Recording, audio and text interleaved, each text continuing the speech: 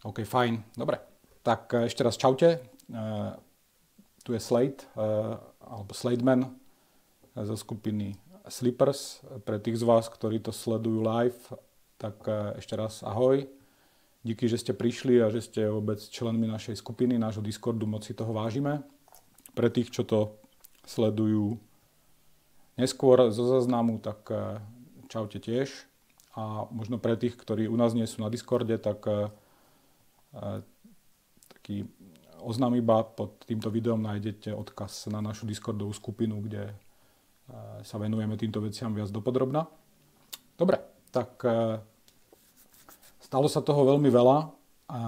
Ja by som chcel ideálne, keby sme to dneska pojali tak, ako aj nejakú diskusiu. Uvidíme, či máte vôbec nejaké otázky, alebo keď budete chcieť čokoľvek povedať, tak sa nebojte, kľudne mi do toho môžete skákať, nakoľko každý môže mať nejaký svoj názor alebo nejaké svoje skúsenosti, ktoré pokiaľ budete chcieť zdieľať, tak ako tá komunita sa jednoducho takýmto spôsobom môžeme dostať dopredu a posúvať sa, takže to nemá byť len nejaká one-man show, takže sme otvorení. Na začiatok sa omluvám, ešte nemáme úplne možno vychytaný ten Discord, takže neviem, či vôbec môžete rozprávať. Vašku, skús prosím ťa povedať nejaké slovo, ak sa dá, či môžeš hovoriť v rámci toho, čakaj, ja neviem, či to tu nemáš povolení mluviť. Otevřít hlasový kanál. Halo, slyšíme sa? Aha, no teraz som vás otvoril, takže vlastne všetci, čo ste tu, tak môžete rozprávať. Malo by to tak byť, hej? Môžete si vyskúšať. Možná ja môžu, ale ostatní nebudú môcť. Aha, tak počkaj, to môžeš ich potom pootvárať. Tam je, keď klikneš na ten mikrofónik, tak tam je, že otevřít hlasový kanál, tak by to asi malo byť. Tak nechám to na teba, tak keby niečo, tak môžete písať Vaškovi, alebo teda Chelseamu a on vás nejakým spôsobom otvorí. Ešte to my sme to testovali iba dvaja a nevieme, ako to bude fungovať v tej skupine, tak sa omlúvame za také technické pôrody. Dobre, no v každom prípade ja som mal pripravené nejaké veci ohľadne technickej analýzy, ale musím povedať teda, že to, čo sa stalo v piatok, bol docela mazec. To znamená určite, jak to povedať, docela nám to vlastne aj nejakým spôsobom nahráva k tomu, prečo sme vôbec Sleepers nejak spustili a celý ten zámer, celý ten content je smerovaný smerom, ktorý práve na takéto situácie vytvára nejakú sieť, nejaký network, nejakú poistku, aby jednoducho sme nezostali bez prostriedkov a taký dump, čo sa stalo na kryptotrhu v piatok, tak aby nás to jednoducho nebolelo. Určite sme si to neplánovali, že to bude týždeň po otvorení. V každom prípade, ja keď otvorím nejaký graf a pozrieme Bitcoin, tak všetci to poznáte, hej, ja to nemusím tu nejakým spôsobom komentovať. Viete, čo sa stalo? Bitcoin ešte až tak nezahúčal, keď dám ale akékoľvek nejaké coiny, tak alty, tak toto je pomerne šialenosť. Hej, že ako Dumbo 80% je pomerne silný a nestáva sa to tak často, ale jednoducho stáva sa to. Nie je to zase taká výnimočná vec. Hej. Takže na takúto fázu trhu, na niečo takéto byť pripravený,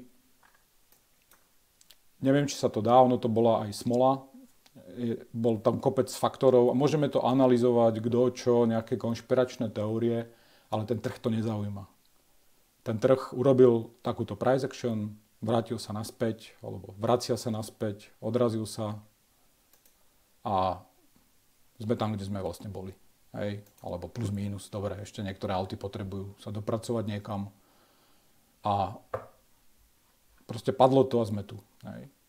Takže, čo tým chcem povedať je, že takúto price action je čas od do času vidieť a čo s tým.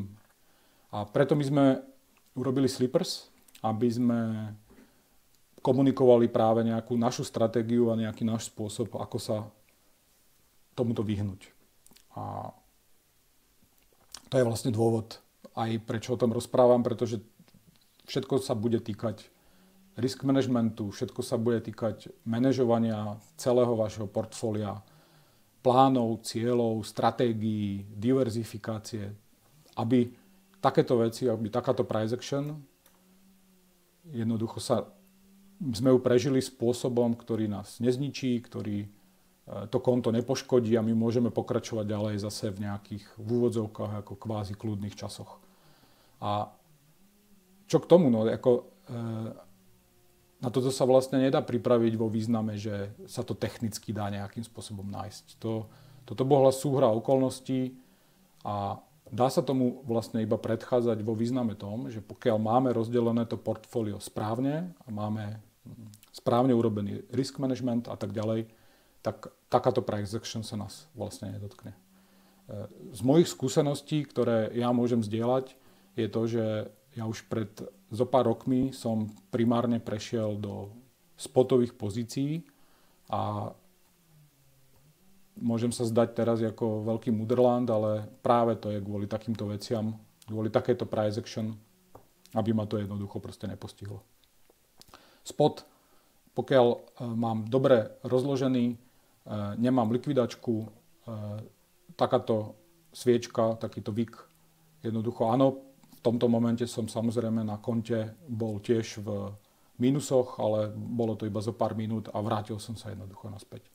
A čo chcem povedať, akože tu niekde hľadať nejaký long, že by tu niekto čakal, hej, a na túto situáciu bol pripravený a chcel to odobchodovať, aby mal nejaký zisk, kľudne 300%, na niektorých coinoch to bolo aj viacej.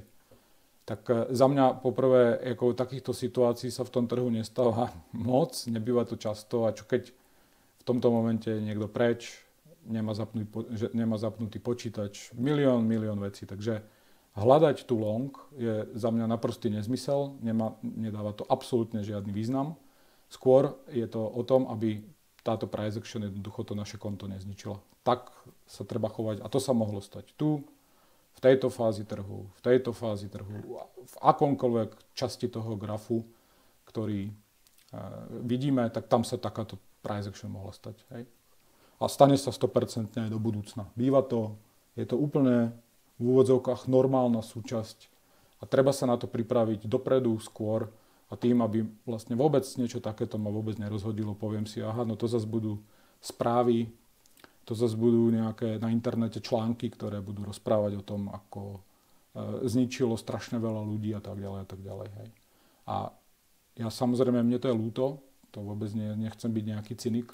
Na druhej strane, táto price action je aj výsledkom nejakej určitej chamtivosti traderov, zlého risk managementu, manipulácie, možno nejakých zlyhaní technických a tak ďalej, ale za mňa veľkou časťou je prepákované pozície a jednoducho neschopnosť traderov zvládnuť svoj risk management a emócie. Tým, že tu bolo strašne veľa pákových pozícií a tak ďalej, však to čítate a nemyslím si, že to musím vysvetľovať, že asi viete, akým spôsobom tá kaskáda sa spúšťa, ale ona sa tvorí to podhubie na tú price action sa tvorí vlastne skôr. Hej. No a my Slippers robíme to, že myslíme si, že kryptotrh je veľmi zaujímavý. Ja osobne som fanúšikom krypta a veľmi mu ako fandím. Je tam kopec zaujímavých vecí, ktoré si myslím, že do budúcna majú vlastne len otázka času, kedy sa budú nejakým spôsobom adaptovať do našich životov viac a viac, aj medzi ľudí, ktorí krypto nepoužívajú a o ňom možno nič nevedia. Na druhej strane ten trh, alebo ten market je často strašne manipulovateľný alebo manipulovaný. Je to niečo také, ja používam taký príklad takého ako pubertiaka, ktorý dostal nejakú zodpovednosť, ale jednoducho ešte nie je úplne vyzretý. Za mňa jednoducho tie dumpy sú vo veľa väčšej frekvencii, ako sú na tradičnejších trhoch, kde sa to samozrejme tiež deje a tiež nie som naivný, že kopec vecí je manipulovaných. Na druhej strane ten puberťak musí dorásť do nejakého dospeláka, aby pochopil, že má aj nejakú zodpovednosť a s tým nejakým úspechom alebo s nejakou mocou jednoducho ide práve tá zodpovednosť ruka v ruke. Hej? A ja keď sa na to pozerám ako človek, ktorý pracuje so svojimi investíciami, tak ja tu chcem byť práve aj za 5 rokov. Ja si kladiem práve túto otázku, alebo takýto mám cieľ, taká tá marketingová hláška z tých filmov, kde sa vidíte za 5 rokov, alebo keď robíte pohovor s niekým vo firme. Tak kde sa vidím ja za 5 rokov, tak ja sa vidím za 5 rokov, že budem na tých trhoch a nebudem proste zničený. Tým pádom ja vôbec neviem, kedy sa niečo takéto stane, ale viem, že sa to stane, to znamená, ja predpokladám, že sa to kľudne môže stať aj zajtra a pozajtra a tak ďalej. Tak chcem byť nachystaný na tú situáciu. A ja keď som si túto otázku položil, tak tá odpoveď bola, že musím diverzifikovať a že toho puberťaka, ako mám rád, je to sympatiák, má, vravím, potenciál, prináša mi niečo, čo je nové, čo je svieže, čo je možno aj pre mňa nezrozumiteľné v mnohých aspektoch, ale nebudem mu zdôverovať svoju najdrahšiu káru, pretože si myslím, že ten puberťák ešte nemusí mať také skúsenosti a prevládnuté emócie, že tých 200 koní, ktoré mu dám do ruky, môže spôsobiť to, že zabije možno seba, možno aj ostatných a možno nezabije, ale môže niekoho zraniť a jednoducho, že tam hrozí to nebezpečie. Nie, že by u toho dospeláka to nehrozilo tiež. Na druhej strane tam už je trošku predpoklad na to, aby ten dospelák trošku manažoval to riziko a jednoducho, že to nie je... Tá šanca toho, že sa niečo stane, sa znižuje.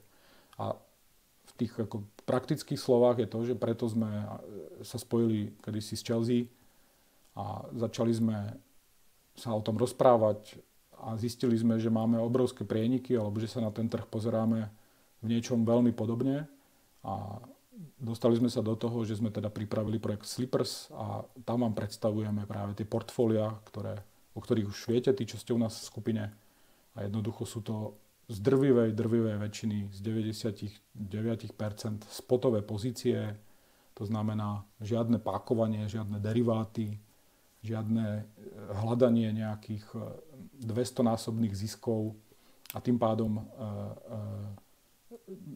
obrovský nedodržiavanie risk managementu.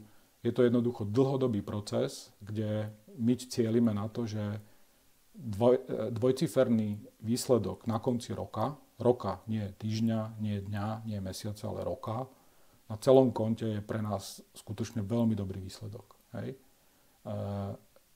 Samozrejme sú stratégie, ktoré používame, ktoré sú agresívnejšie, ktoré sú aj pasívnejšie, ale ako celok tie portfólia, celý ten koncept je práve zložený na to, aby tie portfólia rástli a pri takejto price action to portfólio nebolo nejakým spôsobom ohrozené. Hej. Máme samozrejme aj kryptopozície, a však tí, čo ste v skupine, viete. Takže viete, ako sme prežili celý tento dump. Vašku oprav ma, ale myslím, že sme v piatok boli -1%. Myslím, že -1%. Nie? To už sme aj, myslím, naspäť, už sme aj v zelenom. Kompletne. Samozrejme, tie tradičné trhy neurobili takýto dump. Tradičné trhy urobili nejaké SPX, tak to samozrejme nebolo také hrozné, ale tiež ako 3,5% alebo 3% to není málo. A už sa vraciame naspäť, uvidíme, čo sa bude diať, to je jedno.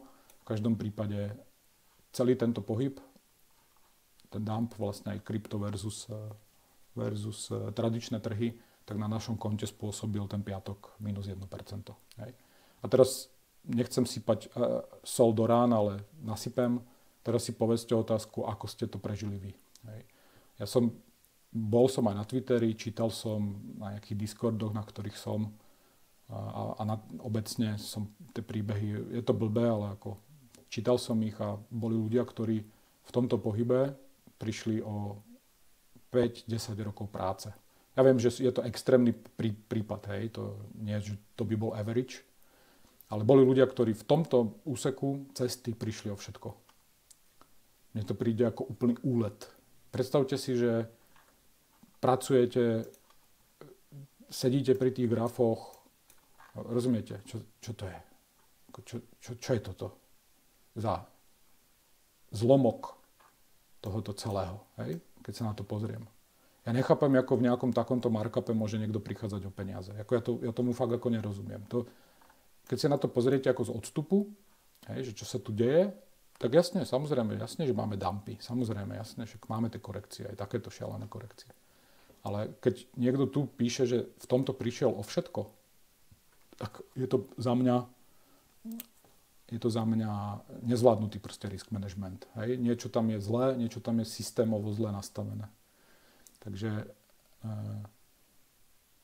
môj pohľad proste na to je taký, že som teda prešiel, alebo aj moje praktické kroky, ktoré chcem zdieľať a chcem vás k tomu naviesť, je, že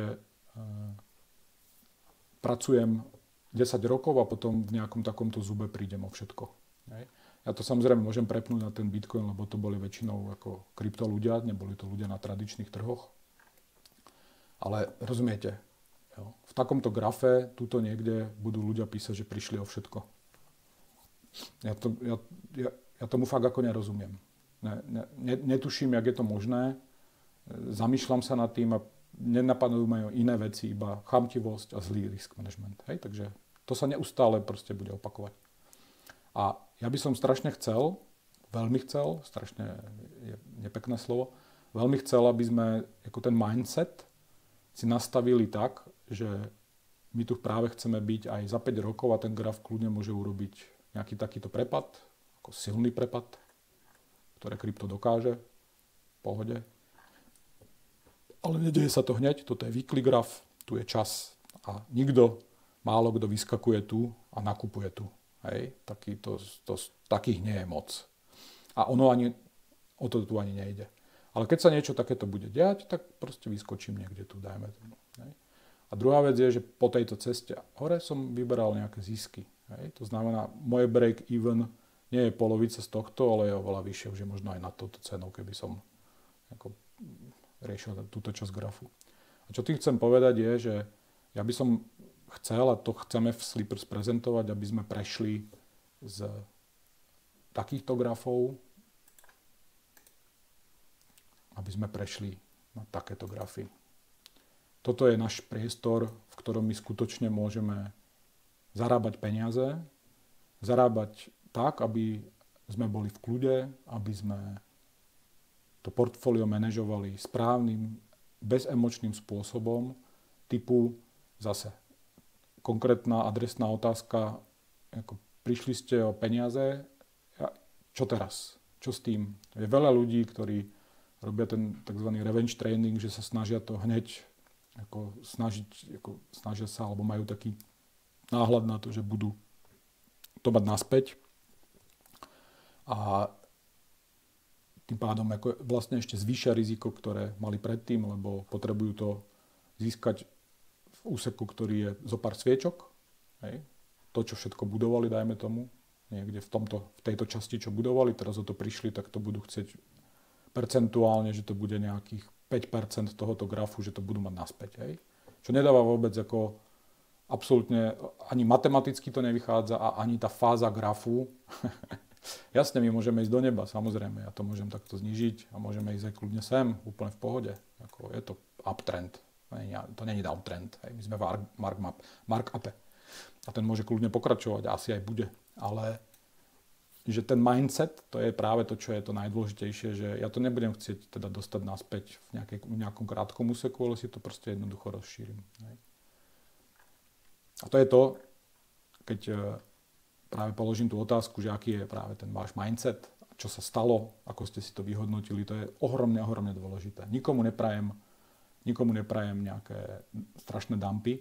Na druhej strane, tí, čo ste to zažili, či ste tu teraz priamo, alebo budete to počúvať zo záznamu, ako je to lekcia, je to vlastne výborná skúsenosť.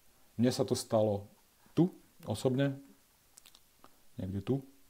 A to bolo FTX, kde ja som prišiel 99% konta tým, nie že by som mal zlý risk management, ale jednoducho, že som mal všetko na tej burze. Hej?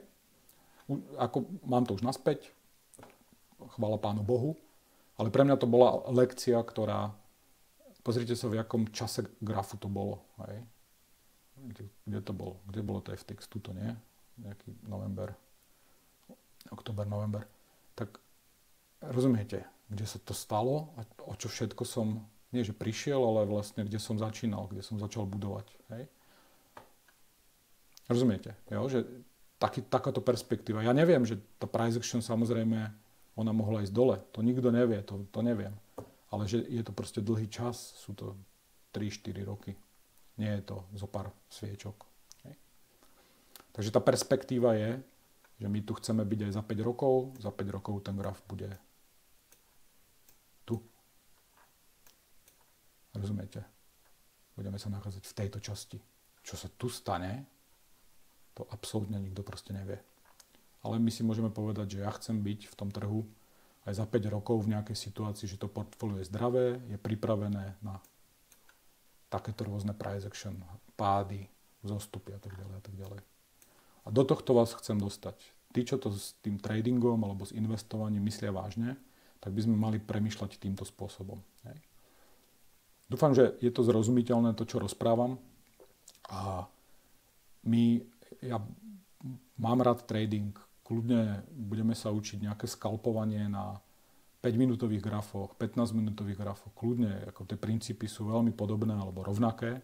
Na druhej strane, keď si ja zoberiem nejaký spôsob svojho života, ako sa pozerám v tej perspektíve, že tu chcem byť aj za 5 rokov, tak koľko tých 5-minútových sviečok tu v tých 5 rokoch by som nakreslil.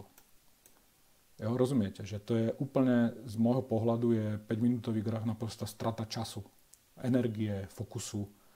Druhá vec je nejaký tréningový proces, to tu nechcem teraz hovoriť, ale že keď sa na to pozriem z pohľadu 5 rokov, tak 5-minútový graf nie je priestor, nie je šport, ktorého ja sa chcem zúčastňovať.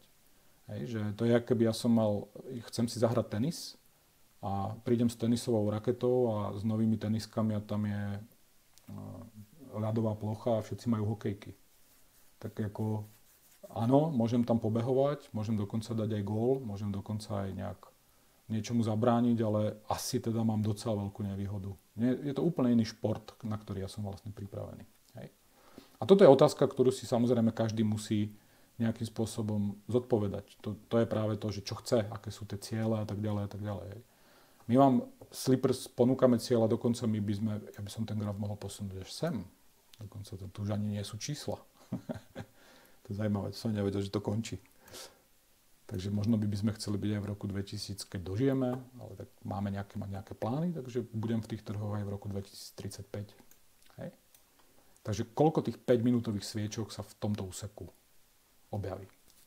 Takže z môjho pohľadu, ja keď som si na toto odpovedal, napríklad na základe skúsenosti FTX, že tu chcem byť aj v roku 2035 a tým pádom som prešiel na vyššie timeframey, prešiel som mimo pákovanie, prešiel som do spotových pozícií a oveľa drvivú časť svojich investícií a svojho marginu mám mimo kryptotrhy, dal som to niekam trošku inám, kde tá dynamika je samozrejme iná ako v krypte. Potenciál je samozrejme menší, ale zároveň aj riziko, ktoré tam hrozí versus kryptotrh je oveľa menšie. Tým pádom ja tam môžem vložiť väčší size svojich investícií a môžem manažovať riziko spôsobom, ktorý ako dlhodobo je vyskúšaný a pokiaľ budem robiť správne ako rozhodnutia a budem dodržovať tú stratégiu, ktorú používam, tak je šanca, nie je to nejaké, že si hádžem mincov a že to je 50/50, že budem za tých 10 rokov úspešný alebo neúspešný, ale nie je to tzv. Coin flip, ale jednoducho to, že budem tu v nejakých ziskoch, že to portfólio bude väčšie ako je dnes, je pomerne veľká. Hej. Je pomerne veľká, ja neviem teraz aká veľká, to ja neviem.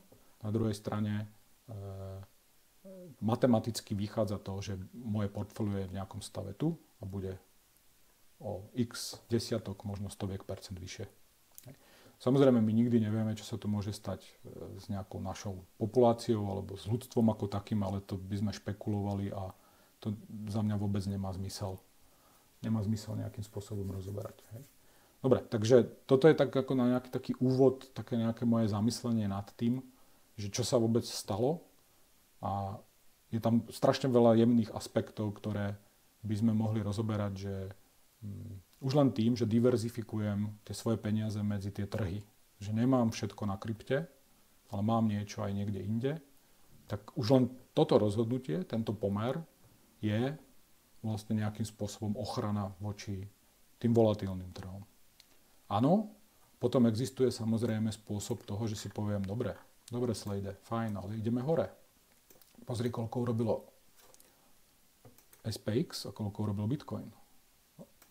Jo, rozumiete? Bitcoin urobil 5x, 6x, čo je ako slušné. Hej? Tie tradičné trhy toľko neurobili. Tak samozrejme, jasne.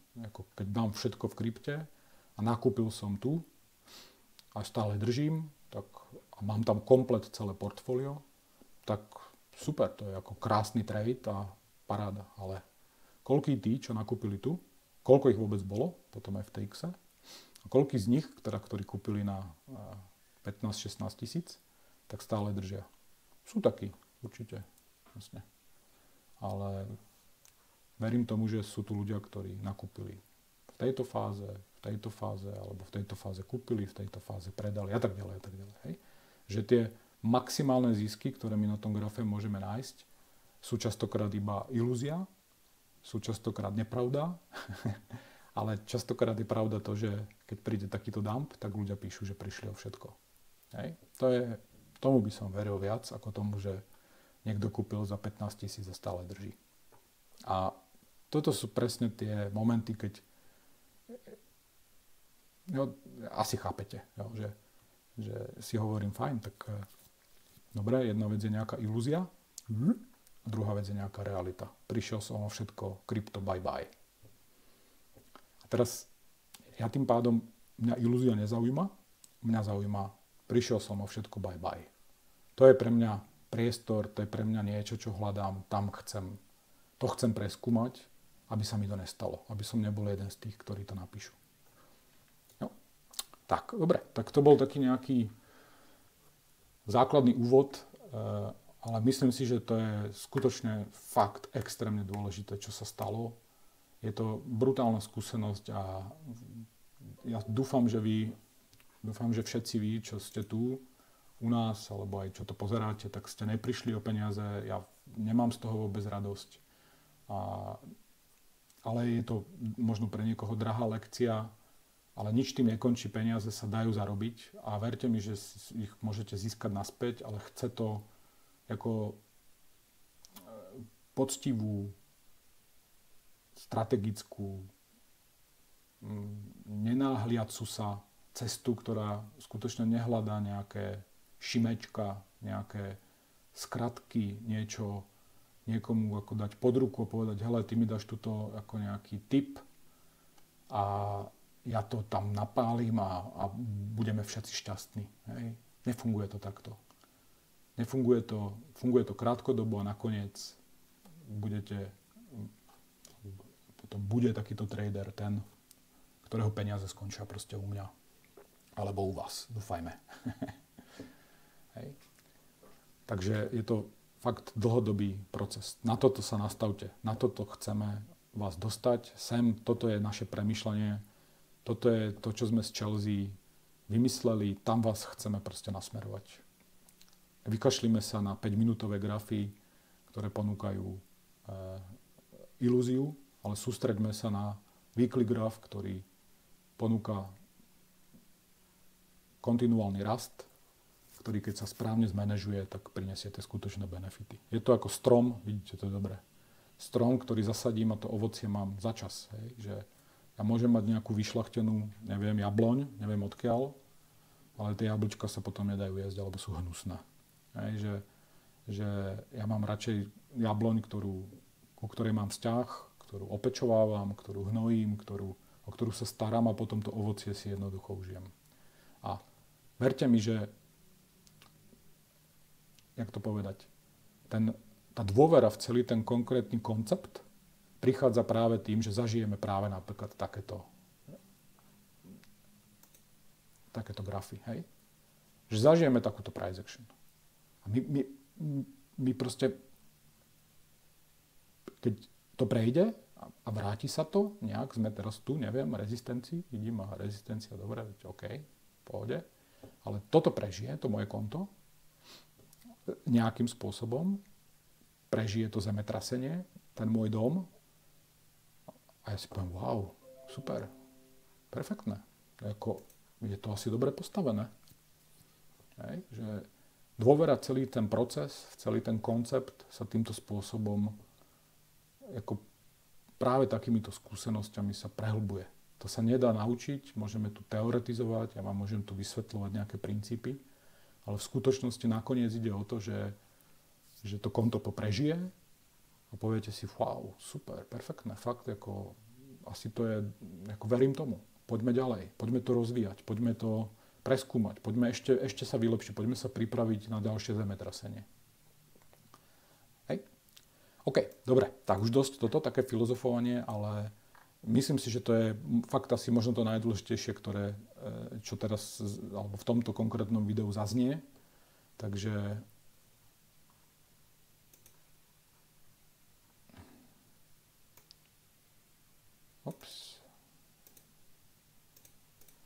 Prepačte, iba si to tu dokreslím.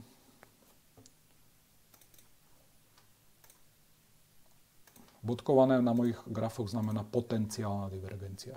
Hej. Potenciálna divergencia znamená, že ešte nie je vytvorená. Pravidlá znejú také, že pokiaľ toto bolo low, môže byť trošku nižšie stále, tak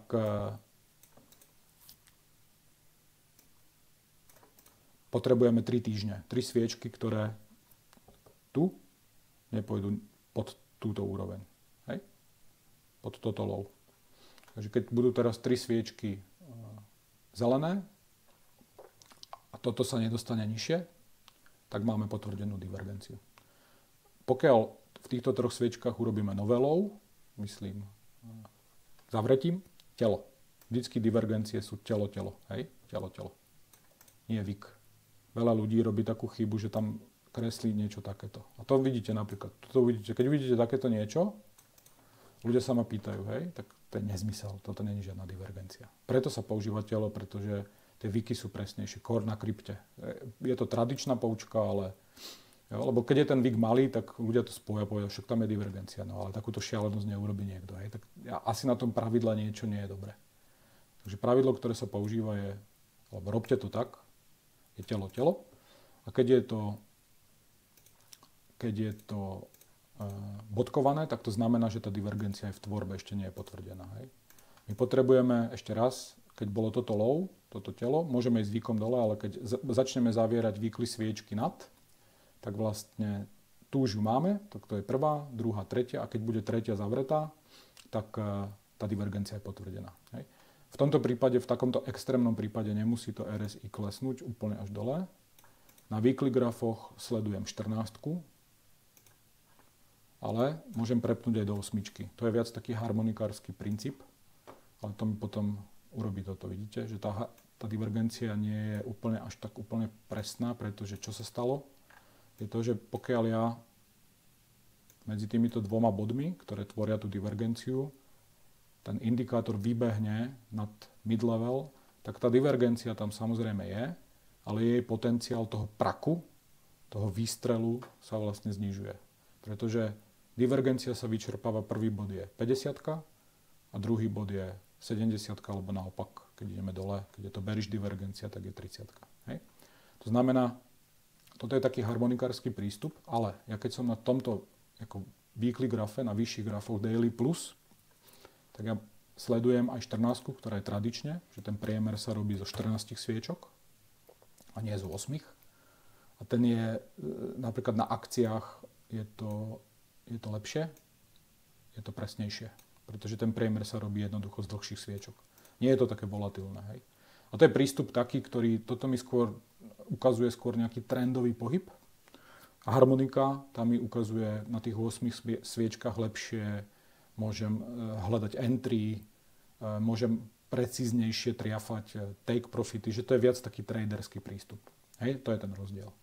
Takže dá sa to skúmať aj vyššie, ale tá 14 je preto v TradingView alebo na tom indikátore nastavená ako defaultne, pretože z backtestov vychádza tých 14 sviečok priemer ako asi najlepší. Hej, to je tak. Ale dá sa samozrejme s tým to meniť. Ako pri harmonikách doporučujem 8, ale pri nejakom takom skúmaní práve napríklad takýchto dlhodobých divergencií, ktoré mi dávajú nejaký smer, nejaký bias, tak sledujem to aj na tej 14. Hej. Takže my nevieme nič zatiaľ, môžeme ísť kľudne nižšie, kľudne, ale už sa tu niečo tvorí, čo je pekne zaujímavé. Tu je pekný, jak sa to povie, test toho mid-levelu, čo sa častokrát chová. To vidíte na mojich grafoch často, že tu býva nejaké koliečko, ktoré, keď prekonáme mid-level, častokrát býva nejaký retest, nejaká forma retestu. A až po tomto prekonaní toho mid-levelu prichádza nejaký ten push. Ale to si ukážeme niekedy neskôr, alebo ste to už možno aj u mňa videli. Pozerám. No, nejaký pekný order block. No, celá táto zóna. Nechcem tu čartovať dneska nejak extrémne. Jak takto. No, dalo by sa ešte aj tento order block, to by mohlo byť ešte tak, ale ten je veľký. Mne príde, že toto je docela pekné. Tieto dve sviečky nezavreli nad. Tu sme dostávali nejaký takýto, ako toto je nejaká rezistencia. Dobre, OK, takže toľko k tým divergenciám, to len tak, že to tu vidím, tak to chcem mať v tóne, lebo tónu docela verím. Ale to je jedno. No a teraz, čo som chcel ešte povedať k risk managementu. Dostal som otázku, díky za ne, alebo za všetky otázky, ktoré ste mi poslali. Alebo inak, pardon. Máte k tomu niečo? K tomuto nejakému úvodu? Nejak sa spýtať, alebo nejak pozdieľať vaše skúsenosti? Čakajte, tu je zobraziť chat. Hezké poledne, čaute všetci ešte raz. Funguje.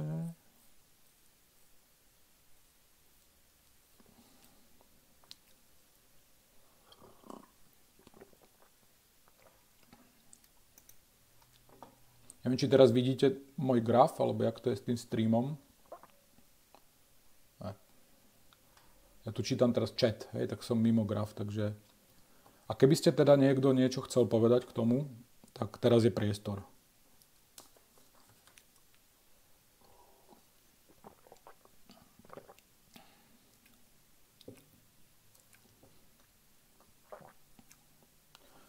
Tu sú nejaké otázky na grafy, to si vysvetlíme, jasne. Ja som skôr myslel k tomu nejakému nastaveniu vôbec hlavy, manažovaniu tej pozície. Že, odpoviem na tie vaše otázky určite, ale skôr mi ide o ten koncept ako celý. Hej, že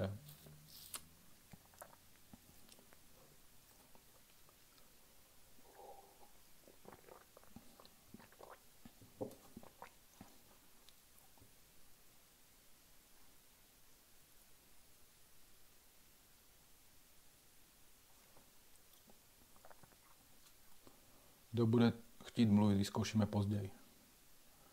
OK, tak asi proste budem pokračovať.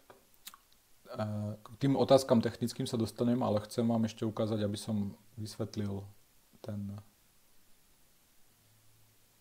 risk management. Neviem, kto sa ma to pýtal, ale to je jedno. Existuje takáto stránka. Tých tools je strašne veľa, hej, to môžete nájsť na internete. Ja som používal nejaký, ale priznám sa, ani za Boha si už neviem spomenúť, že čo to bolo. Ja som používal nejaký klasický Excel zo začiatku, ale potom som prešiel na niečo, ale ono to je v princípe vlastne úplne jedno, hej. Tá metóda, môžete si pozrieť jednoducho, počkajte, ja vám to takto hodím do toho chatu, aby ste mali tú stránku. Toto je tá stránka. A ja to najprv predstavím. Ten základný koncept je o tom, že to pracuje, alebo tieto modely pracujú s takzvaným princípom ako veľkých čísel, Čo to veľmi v jednoduchosti znamená, no je to tam napísané, to si prečítate, ale vlastne ide o to, že keď mám vybrať si na rulete červenú čiernu, hej, tak mám 10 pokusov, tak sa môže stať to, že 10 krát môže byť červená za sebou, alebo môže byť 10 krát čierna za sebou, hej. Ale keď tých hodov s tou kuličkou alebo tých sáziek dám 1 000 000 alebo miliardu, tak sa budeme blížiť k tomu, že to je 50 na 50. Hej, že štatisticky sa to nebude tváriť 100 a 0, ale bude to 50 na 50. A s týmto ako počítajú tie modely.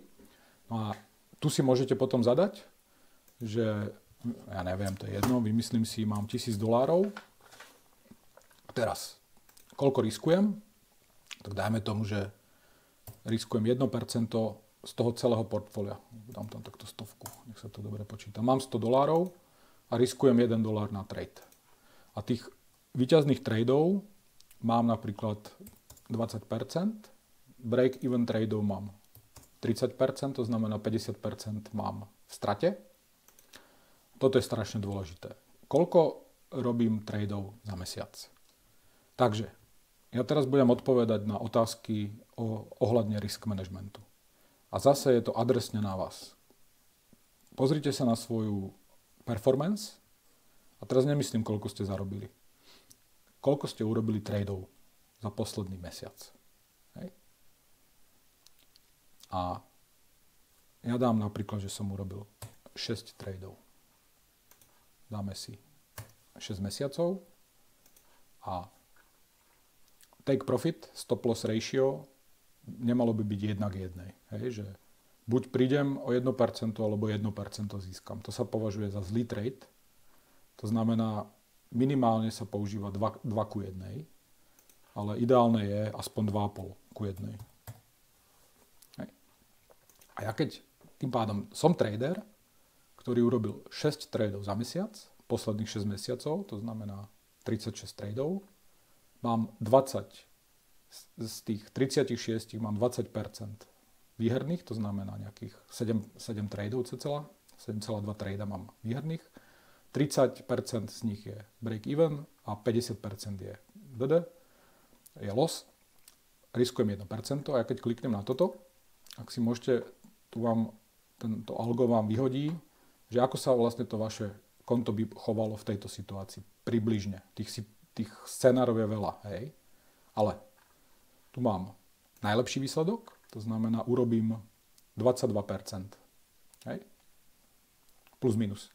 Z tej stovky, alebo to je jedno, urobím 22% na celom portfóliu. Pri takomto nastavení, pri takýchto metrikách. Toto je najhorší výsledok, to znamená urobím 18,7%.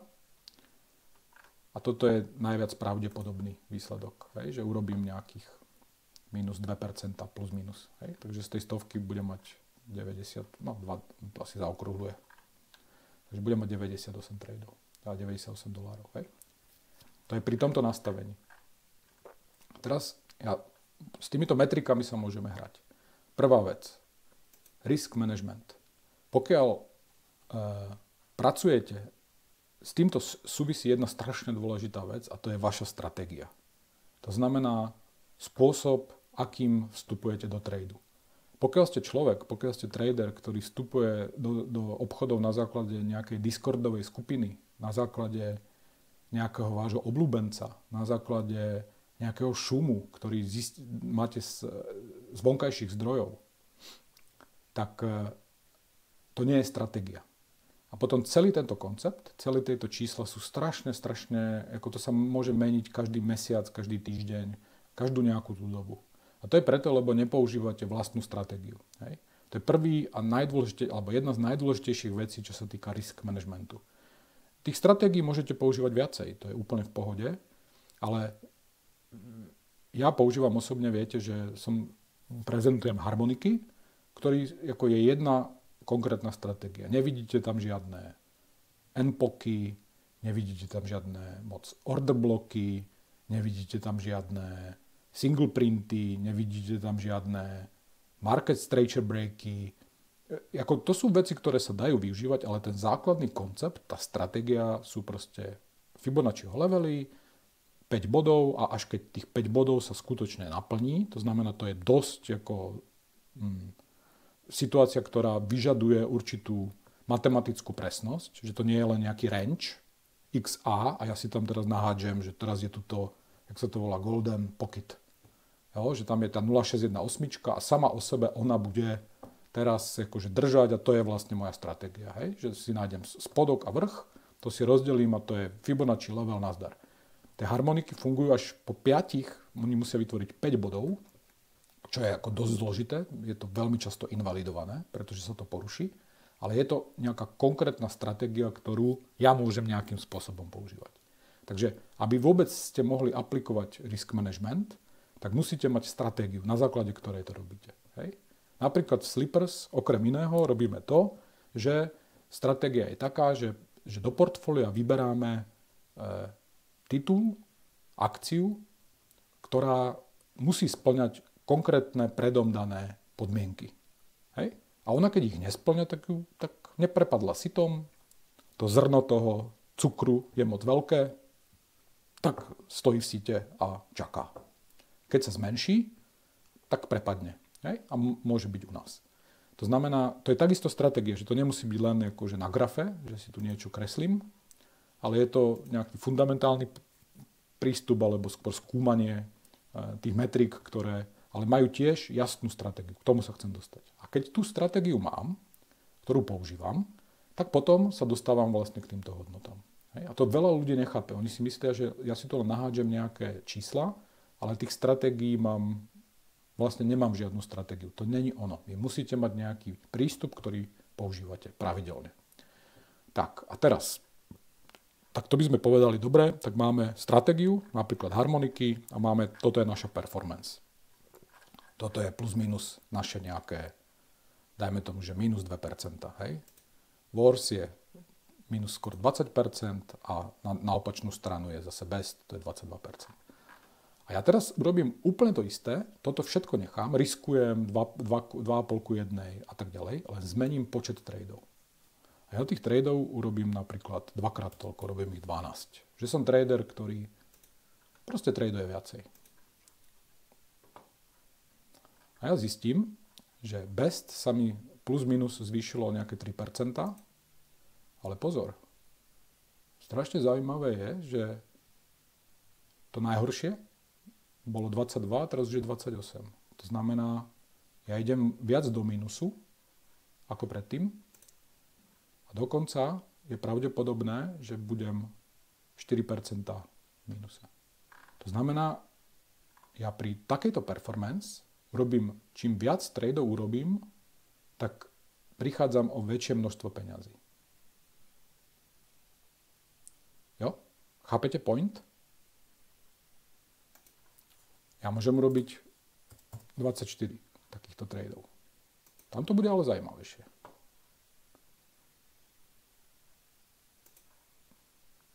Som skoro na tom istom. A tu sa mi to zvýšilo. Čo tým chcem povedať?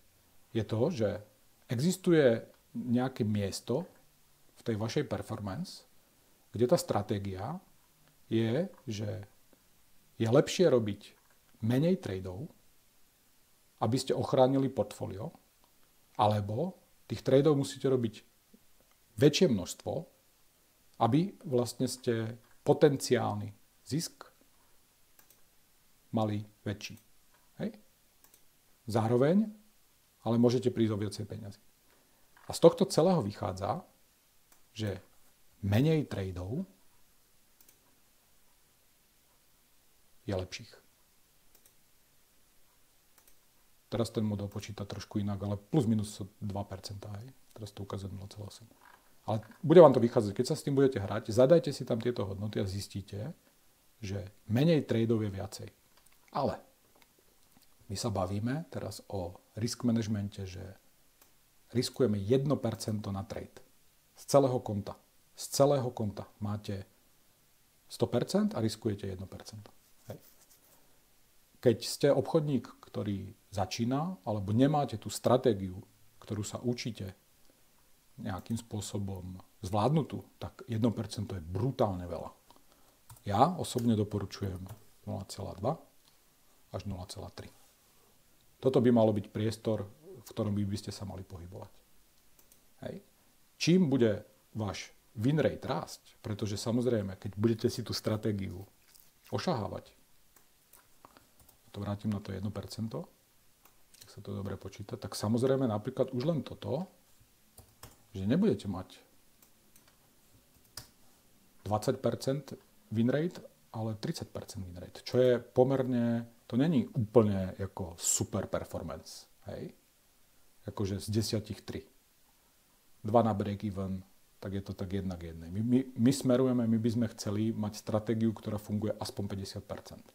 Ale pozrite sa, čo to urobí. Pri úplne rovnakých nastaveniach, a už som zrazu v plusových hodnotách. Tu už nie je 22%, je tu 13,3% a tu je dokonca 41% v tomto modeli.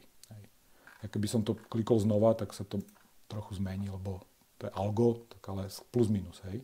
Sme v nejakom range. Vybral to teraz tento scenár. Ale rozumiete, že má zmysel, tým pádom a stále sme u 6 tradeov za mesiac. To je 36 tradeov, vy riskujete 1%, čo nie je málo, take profit je 2,5 k 1. To není nejaký super setup, ktorý wow, že to je perfektné. To sú setupy, ktoré sú 10 k 1. Hej. Toto je pomerne konzervatívne, to není vôbec žiadne nejaké prestrelené, nedosiahnuteľné čísla. Ale čo je strašne dôležité, je toto číslo. Toto číslo. Menej tradeov je viacej. V nejakej fáze vašej tradingovej kariéry. Samozrejme, potom, keď už ste pokročili, tak môžete toto zvyšovať. Lebo sa vám bude zvyšovať aj ten win rate. Ale pozrite sa, my sme vymenili len 10% a stále každý druhý trade končí v strate. Pozrite sa, čo vám to ukazuje. Model ukazuje most probable. Hej. A urobíte 8,4% za 6 mesiacov. To znamená plus minus 16% za celý rok. 16%. Koľko vám dá banka? Chápete point? 6 tradeov za mesiac. Nie 14 tradeov za deň. 6 tradeov za mesiac. Ale potrebujem správnu stratégiu. Som začiatočník, OK. A dám tam tých 0,2. To je 5 krát menej. Riskujem 5 krát menej na každý ten trade. Hej? Tak samozrejme klesnú mi tie zisky. Jasne, chápem. Je to tak. Je to proste 1,3. OK, za pol roka. To je málo, nie? No, ja viem, že to je málo. Prišiel som o všetko.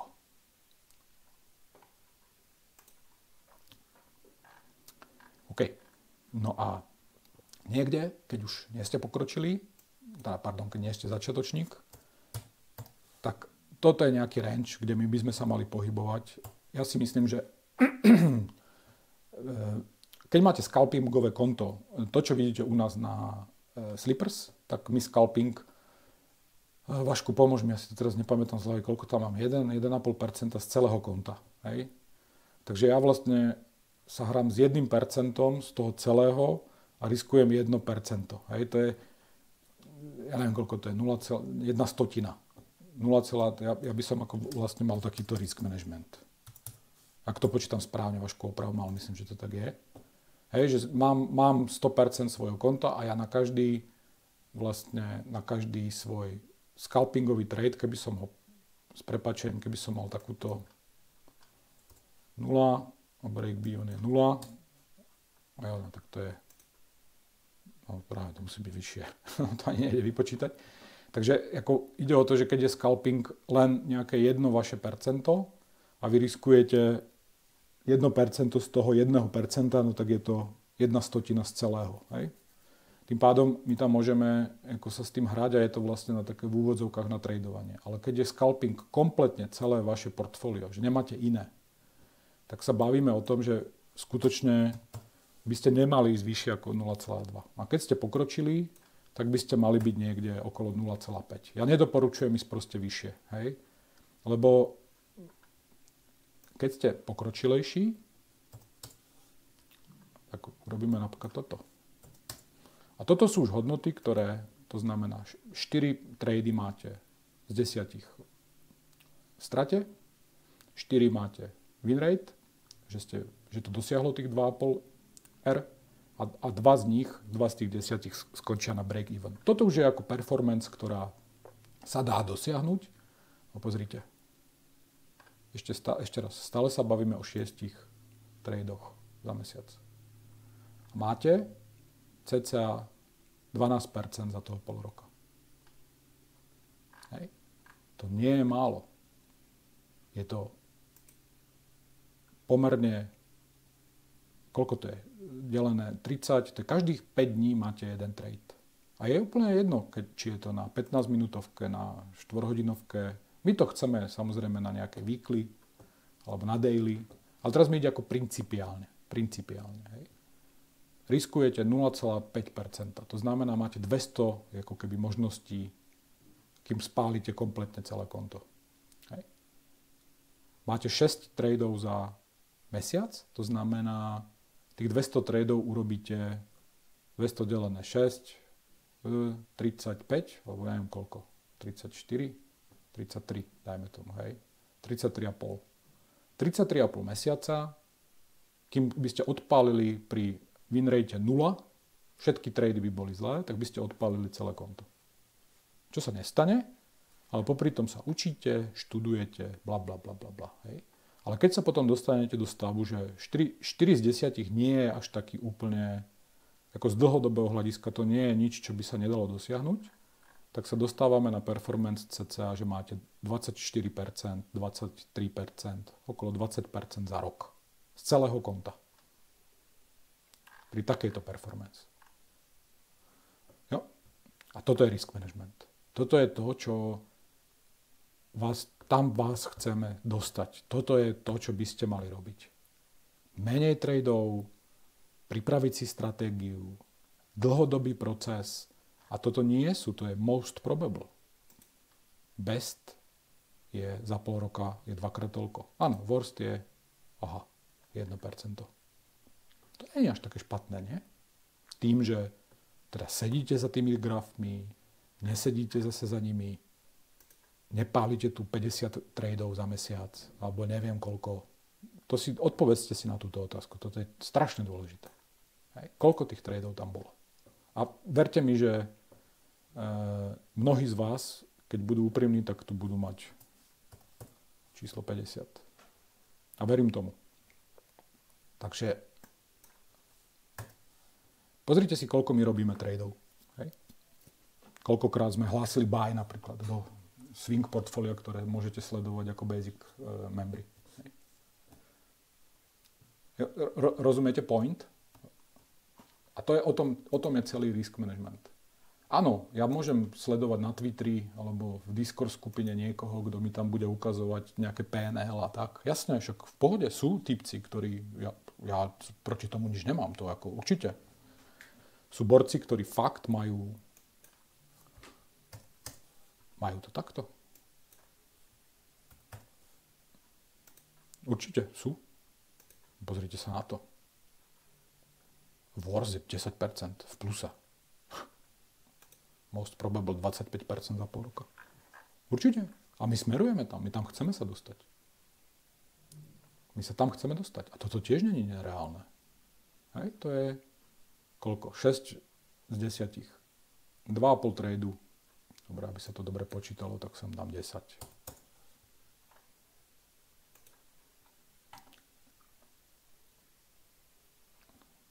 Jo. 40% na konte. Most probable. Ešte raz to kliknem. Vypočíta nejaký iný scenár. Aha, tak to zvýšil. Čakajte, nájdeme nejaký taký menší. 21. Proste pohybujeme sa okolo 20%. A toto zase, to tiež nie je ako nejaké úplne nemožné. Pokiaľ mám stratégiu, vyhľadávam tie správne miesta, verím tej stratégii, rozvíjam ju. Rozumiete? O tom to je. O tom je risk management. Dobre, ja myslím, že asi k tomuto už viac nepoviem. Mal by som to rozvíjať. Tu máte ten tool a môžete si ho proste skúšať. Určite nájdete aj iné, ale myslím si, že takto to asi stačí. Tu si to môžete proste nejakým spôsobom nasimulovať. A ešte napríklad, pozrite sa, 3:1, to je taký štandardný, hej? Ešte čo to urobí. 21,9. Je to 50% viacej. A to je most probable. Best je 50%. Worst je 11%. Takže pokiaľ máte stratégiu, ktorá vám funguje, a to môže byť napríklad obchodujem iba Gartleyho na 4-hodinovke, keď sú tam divergencie a iba druhú reakciu. Hej? Napríklad. A iba tento jeden setup hľadám. A je úplne jedno, či to je na krypte, na akcii, to je úplne jedno. Áno, musím stráviť čas tým, že to hľadám, ale ten Gartley, ja si ho nájdem, už to viete nájsť. Mnohí z vás, to je taký trošku odbočka. Perfektné, super, tie vaše grafy sú fakt dobré. Fakt sú dobré. Tam nie sú nejaké zásadné chyby, ako ladíme detaily, jasne, pýtajte sa, perfektné, ale to už má hlavu, petu. Nechcem vás menovať, ale vlastne všetci, čo tam posielate, tam je to fakt dobré. Ako idete na to správne, už to tam proste leze. Pokiaľ vám harmoniky teda dávajú nejakým spôsobom ako význam, hej, že dáva vám tú hlavu a petu. Ale to, čo som videl, to, čo vidím, tak vás chcem pozbudiť, dávajte tam tie grafy, diskutujte aj medzi sebou. Ja budem samozrejme komentovať to, čo stíham, to, čo môžem, ale principiálne idete správnym smerom. Už to tam je. Že tým pádom tá prvá, najdôležitejšia časť toho risk managementu, že je tam tá stratégia, už sa tvorí. A toto ostatné, ešte raz, my sa bavíme o tom, že chceme byť na tých trhoch aj tu. Hej? A teraz si odpovedzte, kedy ste začali s harmonikami napríklad, s tou stratégiou. Ako dlho ju robíte. Hej? Rozumiete? Možno, kedy som to začal učiť. Kým som to niekde tu, neviem, tuto niekde v tejto časti grafu, hej? Kým sa to pochopilo, kde to bolo? Jo, tu myslím, nie? Ja ani neviem, kde to bolo, sakra. Jo, to bolo tu, myslím. Alebo tu, niekde, v 24. myslím, nie? Jo, myslím, že hej, tuto niekde. Áno, v septembri. Tu, v tejto časti grafu som začal učiť harmoniky. To znamená, kým sa to celé nejak ako dostalo pod kožu, kým som to celé odprezentoval, tak to mohlo byť možno niekde tu. Hej, že počas tohto sa robili nejaké základné chyby, alebo kým som doplnil celý ten koncept, že to proste trvalo. Takže vy ste, ako dajme tomu s tým, čo som ako odučil, tak ten koncept ste začali robiť niekde v tejto časti grafu. A celá táto časť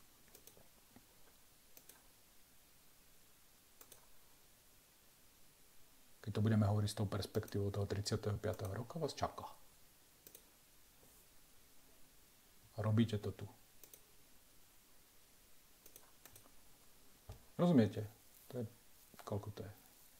25 krát.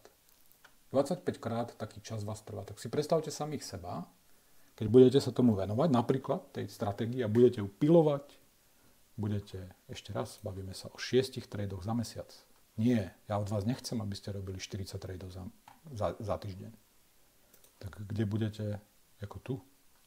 A to sa bavíme o tom, že do tých harmonik vy si potom môžete svoje vlastné konfluencie, svoj nejaký prístup, ktorý vám funguje, môžete to rozvíjať, rozumiete? To nie je tak, ako že ja všetko ako viem a iba tak, ako ja som vám dal šablónu a vy určite máte talentu viac ako ja, a budete do tej šablóny si miešať svoje farby, budete hľadať nejaké svoje postupy, ale tu v tomto momente, pokiaľ vydržíte, pokiaľ sa nenecháte chytiť 5-minútovým grafom by som nadával, PNL-kami a Discordovými nejakými nezmyslami, telegrammi a Twitterami, tak tu v tomto momente ja budem sedieť a vy budete rozprávať a ja sa budem od vás učiť. Proste preto, že to je štatistika. 20 krát takýchto. A to není krátka doba, nie? Čo robíte harmoniky, napríklad tí, čo ste tu. No, rozumiete? A ešte raz, 6 tradeov. Dobre. Tak dúfam, že som odpovedal tí, čo sa pýtali na harmoniky, alebo, pardon, tam boli otázky na risk management. Hej. Za mňa je to veľmi, veľmi, veľmi dôležitá vec. Budem o tom ešte rozprávať, čo sa týka aj nejakých konkrétnych vecí, ale taký základný koncept je odprezentovaný. Môžete to aj vidieť v tom, čo Chelsea každý deň posiela, je výkonnosť portfólia. Tam vidíte výsledok všetkých našich rozhodnutí a všetkých týchto princípov, ktoré ukazujeme, či už stratégií, ktoré používame a zároveň aj manažovania risku. Hej.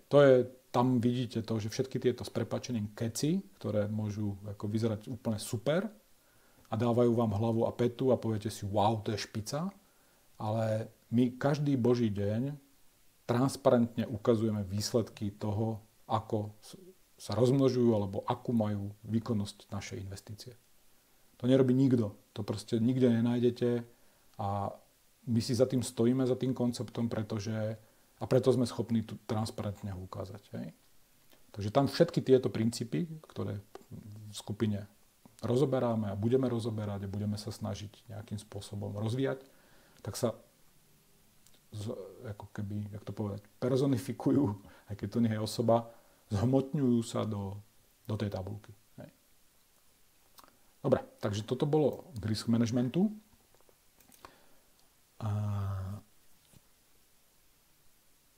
Ahoj Sedwolf, ahoj, čauko, jasne, v pohode. Nahrávam, ježiš, počkajte, pozriem. To by bol prúser. Nie. Dobre, je to v pohode. Hlási mi tu, že ukončiť nahrávanie. Takže stále nahrávam. Tak, teraz k otázkam. Nejaké otázky k tomu.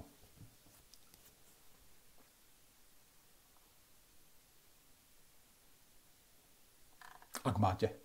Ak nemáte, tak budem odpovedať na tie, čo sú tu.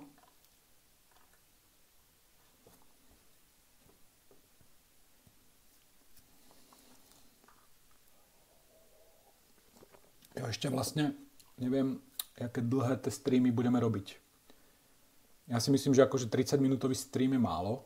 Tam nerozvinieme to tak, ako by sme chceli. Druhá vec, ako z 2 hodiny, ja to nechám na vás. Hej, že ja to mám tak, že pre mňa to dopoledne je super, že som taký ešte čerstvý, že ten večer už som taký unavenejší ako asi všetci. Samozrejme, budem sa prispôsobovať komunite, ale áno, Vašek píše, že no, že tak, ja si myslím, že tá hodinka a pol, hej, že aby aj nejaké sústredenie, jasne, chápem, jo. Ale nebudeme to určite preťahovať, lebo vidím, že 11:11, aby som sa zase nerozkecal úplne niekam na milión smerov, aby to malo nejakú štruktúru. Tak plus minus, no nejak takto by sme to asi mali, no. Možno urobíme aj nejaký iný formát, ale fakt nevieme. Vždycky to bude závisieť od vašej nejakej spätnej väzby. Hej, že ja z toho nechcem robiť nejaký one-man show a tak, ale ako sme parta, ktorá spolupracuje, takže čím viac budete písať, tým to bude ako adresnejšie pre vás. Tým vám to viac bude vyhovovať. Hej. Takže je to zatiaľ nejaký nástrel a keď poviete, že hodina už sa nesústredím, tak to budeme skracovať, jasne. Ale keď nepoviete nič, tak ja to budem vysvetľovať možno do takých hlbších nejakých súvislostí, alebo jak to povedať správne. Dobre, takže toľko k tomu. No a vidím, že nepíšete otázky, tak sa vrátim, teda máme tu nejaké 2. Ahoj, měl jsem se připomenout s tím grafem Solany a umístěním XA. Měl bych dotaz SMA v RSI, vnímáš ho a znamená něco? Solana XA. Ty voko, to si sa mal pripomenúť, to je super. Takže díky, že si sa pripomenul. Ale Solana mám na short. Čakaj, XA. To neviem, aké XA. Si si myslel. Môžeš to tam postnúť? Laure, prosím ťa. Ja viem, že som ti hovoril, že sa máš XA. Čo bola presne tá otázka? Sorry. Měl bych dotaz na SMA v RSI? Nemám, ne. To nepoužívam. Ja používam budeme sa baviť o RSI. Tam sa totiž to dajú tiež kresliť harmoniky a kopec iných vecí. Ale primárne sledujem vlastne len nejaké... Uvidíš na mojich grafoch napríklad niečo takéto.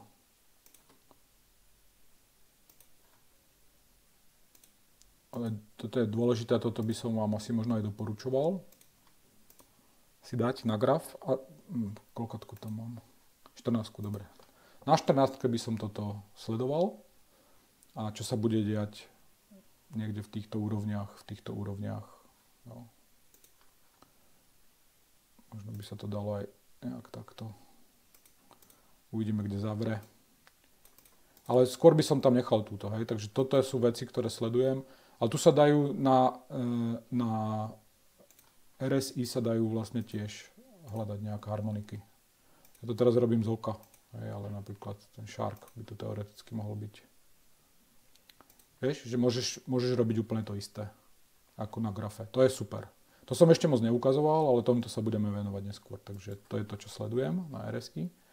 A RSI je vždycky, niekto používa niečo iné, ale ja RSI používam ako konfluenciu. Hej, že to nie je to pre mňa ten najdôležitejší ako indikátor vo význame samostatnosti. Hej, že musí byť v rámci tej stratégie, ale to asi samozrejme všetci chápete. Takže tak. A tú Solanu, to sa priznám, že neviem, tio. Ja som na to zabudol. Niečo s tým grafem Solany. Umiestnením XA. Pošli mi ten graf, prosím ťa. Ja viem, že niečo sme tam riešili. Myslím si toto. Niečo sme tu... Ježišmarja.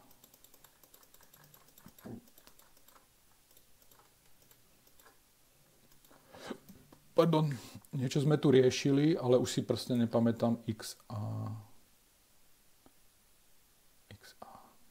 Neviem, prepač. Pošli graf. Jo, dobrý, to sem. Kuba, ahoj Kubo, zdravím ťa. Ahoj, chápu správně, že to potvrzení té RSI divky už se bere z té svíčky konkrétně tady, která má ten obří knot a počítá se do těch 3 týdnů, nebo to začíná tou svíčkou z toho týdne?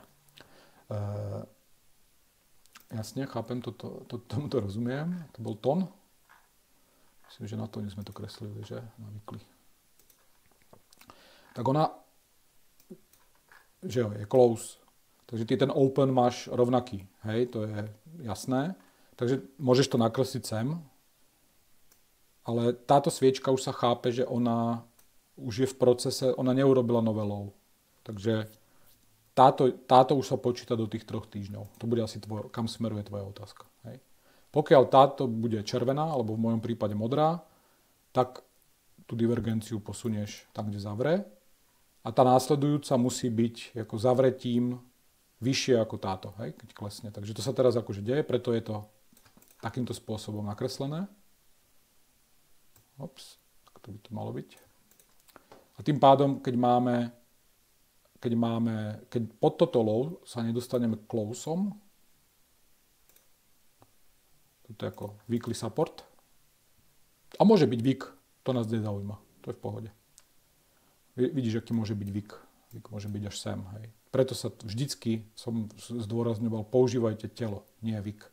To vám potom, keď používate week, to by som teraz chcel vidieť tých majstrov, ktorí to kreslia week a my tam som mal s niekým takú debatu, že ako to sa tak nerobí, že to musíš používať akože ten high alebo low celého toho grafu. Tak keď ti to vytvorí takýto week, tak potom tí ľudia sa dostávajú do takých prekárnych situácií niekedy, vieš.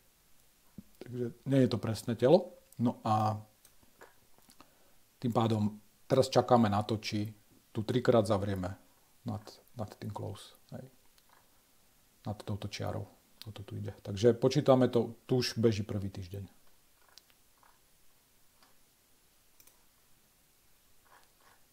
OK. Takže ten týden, ktorý svíti teď a zatím není červený a nezavře tak je áno, presne tak. Áno, presne tak. Jako nájdeš samozrejme nejaké teórie, kde ti povedia, že už jedna sviečka stačí a už máš potvrdenú divergenciu. Hej, ale to už závisí od nejakej zase. Inak, ešte poviem toto, možno to je dôležité. Že ty, keď uvidíš nejakú price action, ktorá urobí niečo takéto. Hej, zaplo. A že zavre tu. Vieš, tak a tu by končil tretí týždeň a teraz si povieš super, divergencie sú akože potvrdené a ty si myslel vlastne 30% pohyb. Hej? To je jasné. Tam ide ale o to, že nebudeš otvárať ten trade na základe divergencie, ktorá je potvrdená jednou sviečkou, ale napríklad dvoma teda. Alebo si prepneš na daily graph a skúmaš ako daily graph. Pretože ty chápeš, že na tej weekly už sa ti tvorí potenciálne nejaká konfluencia, ktorá ti môže potvrdiť tvoj napríklad nejaký long setup na nižšom grafe.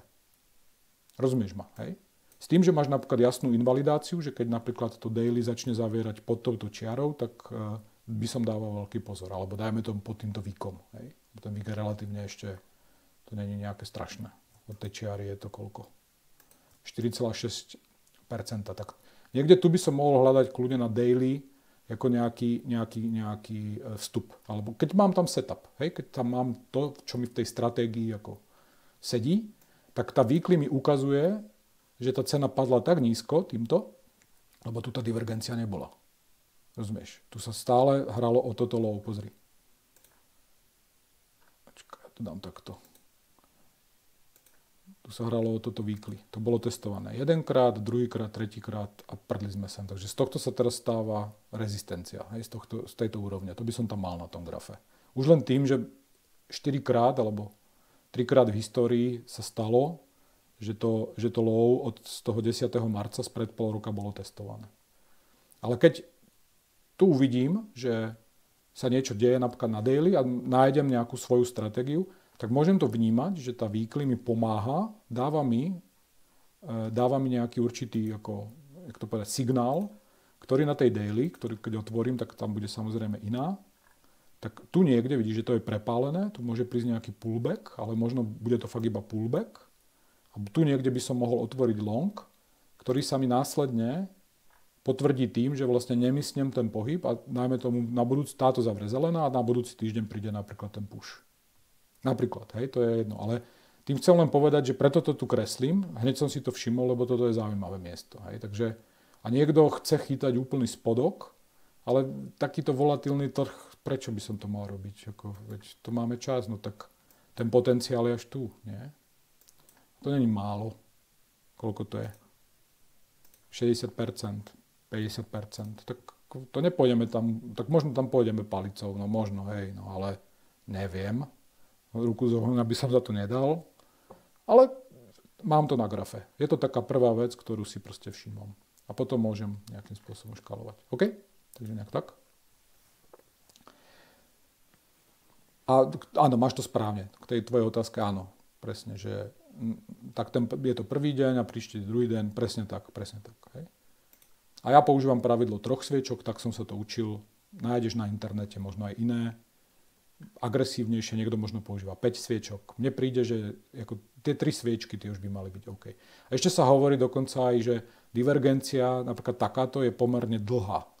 Že ona by mala mať tiež nejakú dĺžku, že čím je, jak to povedať, čím je akože tvorená nejakými kratšími sviečkami, to by som sa musel pozrieť, neviem to z hlavy, ale myslím, že to bolo nejakých práve 14 sviečok. Že to je na takom toľko sviečok, koľko používaš priemer na RSIčku, tak by to malo byť, že ideálne je, to je akože optimálne, hej, takže tá divergencia by mala byť vlastne niekde tu. Takže toto keby bolo zavreté tu a je tu tá divergencia, tak je to super. Hej. Keď ti splní vlastne tie požiadavky, že ten knot alebo to RSI ti zalezie alebo blíži sa k tej oversold zóne. Lebo sú ľudia, ktorí kreslia RSIčko napríklad tu, hej, že tu je divergencia. A teraz ti to ukážu takto na grafe. Tu je silná divergencia. Ona to je divergencia, ale tie naše divergencie by mali byť tu, alebo z tej vrchnej časti toho grafu. Hej. V tých extrémnych zónach. Tam chceš, lebo to je prak, ktorý sa napne a jeho potenciál je najprv tu a potom tu. Když to, keď niekto nakreslí divergenciu, že je tu, tak áno, ale to RR je strašne málo, lebo rozumieš, jo? Že keby toto bola napríklad divergencia, vymyslím si, tak OK, chápem, ale je to percentuálne 27% a keby bola tu, tak je to percentuálne 70%. Jo, rozumieš ten princíp, hej? To sú, necháme tie čísla úplne doslova, ale že my chceme, proste toto je prvá fáza, kde má prísť take profit. Ako z pohľadu čisto traderského TA, ako práce s divergenciami. No. Takže, a druhá vec, že keď je to teda takto dlhé, tak to tiež tú divergenciu trochu oslabuje. Nie, že by bola slabá, to nehovorím, ale ten potenciál toho výstrelu nie je taký ako agresívny, ako taký malý prak. Že toto sa naťahuje. Ono to potom môže ako vystreliť, ale nie je to také ako úplne agresívne, ako by sme vlastne chceli, takú tú šupu. Jak to povedať správne. Hej, tú dynamiku v tej price action. Ale principiálne áno. Tieto dve musia zavrieť a potom OK. Jo, pohode. TF3D. Umiestnenie X až pod... Ty nemôžeš sem poslať ten graf? TF3D. Umiestnenie X až pod zásadním high. Napasovanie patternu tak, aby sa blížil co najlepšímu zásahu. Ježiš, počkaj. To je pre mňa nezrozumiteľné. 3D.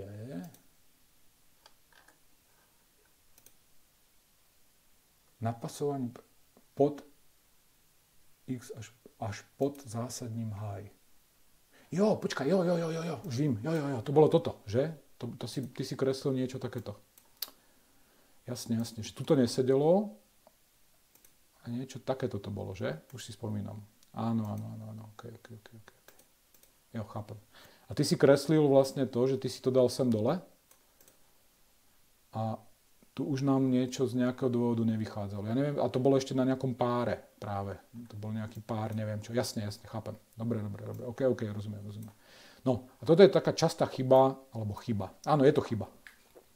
Proste, že odkiaľ začína tá harmonika a mne tu teraz, vymyslím si, hej, že chcem, že ten BAT by mal mať minimálne 387 a tu je nejaké high, toto high by bolo až tu a mne to nesedí. Ale pritom toto všetko mi sedí, tak ja si vlastne vyberiem tento bod. Aby mi to sedelo. Zrazu už je to pekne, už to hitlo 0,5, tu je proste 886, paráda, že toto je ako krásny pattern. Takže mi to sedí. No áno, samozrejme, sedí, ale to ja môžem nájsť takých patternov ako milión. No milión nie, ale proste vieš, akože nájdem si nejaké, to je úplne jedno, nebudem to tu kresliť, ale že vyberiem si akože podľa, jak v nejakej cukrárni, že ktoré to high mi tam vlastne sedí. Hej, že tuto mi to nesedí, tak znížim a napasujem si celú tú harmoniu. Ne. Keď je to takto zásadné, keď je to takáto štruktúra, tak toto není signifikantné high. Toto je signifikantné. Musím to proste merať odtiaľto. Hej? Takže pokiaľ to meriam odtiaľto, tak tu potom môžem skúmať, čo sa tu vlastne deje. Hej? Že či tu náhodou napríklad ten BAT proste nie je a on by mal ísť až sem. Napríklad. Hej? Takže nie. V tomto prípade, ale potom je situácia takáto. Že ktoré je to low, z ktorého to mám merať? Ktoré je to? Dobre, tak povieš, OK, signifikantné je toto. Ale rozumieš, tá price action ti ukazuje tie miesta, alebo napríklad tuto je to také zrozumiteľnejšie, že tu mám túto možnosť a mám aj túto možnosť. To je OK, pretože je to po takých signifikantných pullbackoch. Ale toto si iba prispôsobujem nejakému svojmu plánu. Ja nehovorím, že môže výjsť, ale v takýchto situáciách proste berieš to signifikantné high. Pokiaľ si v takýchto situáciách, alebo v takýchto situáciách áno, tak to môžeš skúšať z viacerých vecí. Najťažšie je to tuto v týchto rangeoch, hej, že, Lebo to môže byť skutočne aj toto, môže to byť aj toto a môže to byť aj, dajme tomu, toto. To môže byť. A dokonca aj toto. Hej, že všetky tieto, celá táto parta by sa tam hodila. Ale toto ne. Toto vidíš, to ti svieti, že brať to z týchto jednotlivých pivotov alebo z tých výkov, ne. Tuto musíš proste merať. Tu musíš merať toto. A tuto sa ti kreslí krásny potenciálny proste bat, keď už máme hľadať niečo na Solane. Stále sedí a mal by som ho takto. Jo? Tak myslím, že toto bolo ono. Snad to bolo. Myslím, že to bolo ono. Toto sme riešili. Jo. Dobre. Tak, čo som mal ešte pripravené? Mal som ešte toho pripraveného viacej, ale už je hodina a pol za nami. Takže ešte teda dám nejakú možnosť otázok, ale ja by som to už asi tuto zakončil.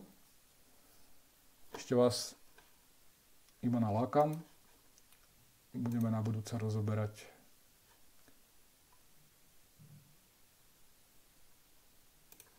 toto ste možno nevideli nikdy ešte. A budeme sa dosť baviť o volume. Budeme sa baviť o tom, napríklad, kde som? UHN. Budeme sa napríklad baviť o takýchto veciach, keď máme takýto indikátor.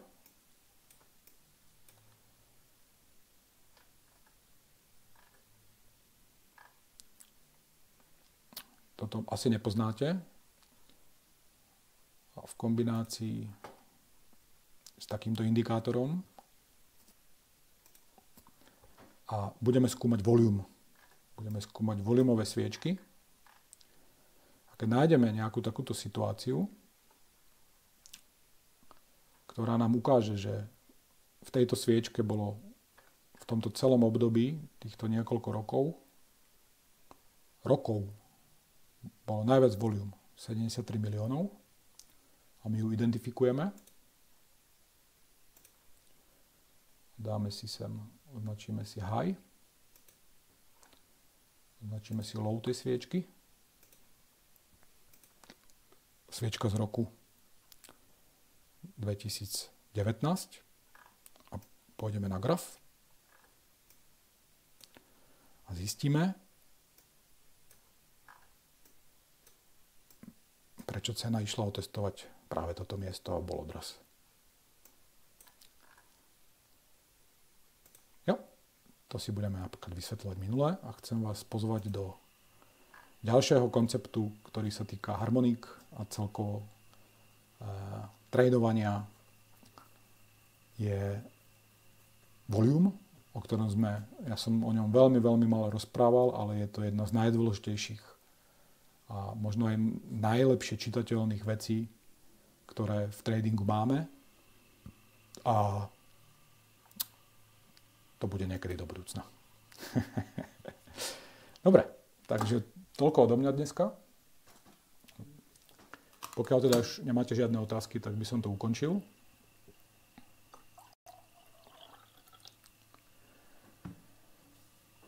Ahoj Lenka. Sled, nehodil by si nějaký rýchly pohled na trh, co teď očekáváš na daily, weekly, jestli to teda nebylo na začátku, poslouchám pozorně, ale trochu mě tu ruší synek. Ahoj Lení, trh myslíš teraz, iba mi napíš krypto, alebo obecně, alebo čo ťa zaujíma?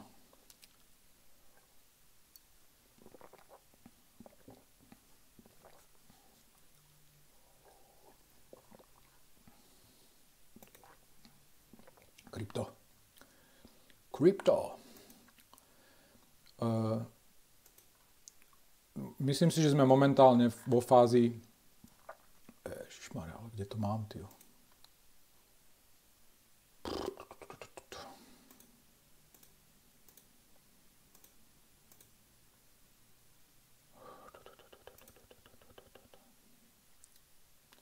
Toto je nejaký trendový kanál, v ktorom sa pohybujeme, sme teraz niekde na midpointe. Možno posuniem. Ten sme testovali dvakrát aj, takže ako smer by mohol byť sam niekde dole, ale to priznám sa až tak úplne nepredpokladám. Jo, toto je dôležité. Toto je vlastne, my teraz sa pohybujeme okolo, sme vlastne v tej rezistencii, ak som vám viackrát hovoril, možno ste to videli, možno nie, tak ten základný koncept je, že pokiaľ sa dostávame cez 1618, tak ten objektívny target je 2618 a 3618. My sme sa dostali a teraz prichádza niečo ako nejaký retest. Nemusíme úplne ťukať do tých levelov, ale sme niekde v tej fáze toho... Čakaj, ešte tu dám toto. Sme niekde vo fáze ako budovania price action medzi týmito dvoma levelmi. Hej? A neviem, čo to tu mám, na ktorom to bolo grafe do prčic. Sorry, nie som na to pripravený.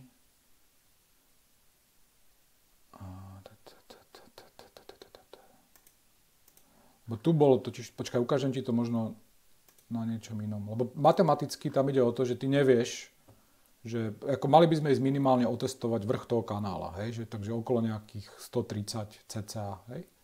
Ale tým pádom my už budeme prekonávať túto price action, to znamená túto rezistenciu a objektívny target by malo byť 155. Tam by sme mali mieriť.